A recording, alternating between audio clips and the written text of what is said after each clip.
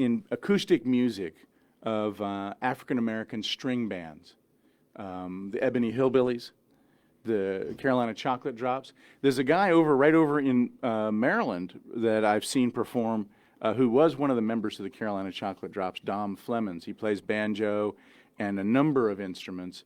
And he also released, I think it was last year or the year before, an album through the Smithsonian record label of songs of the African American cowboy. So they say between 2/3 and 3/4 of the cowboys in the old days were African American.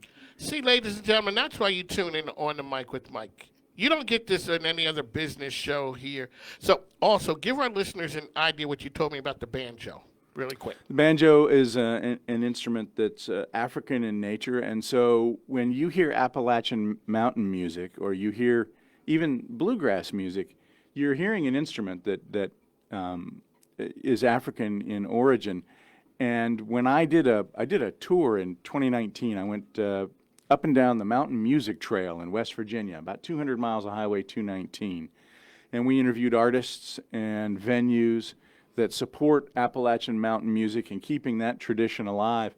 And had a number of conversations where people talked about, during the height of the logging camps, that there would be guys who would come and play for money, and they would play Saturday night dances.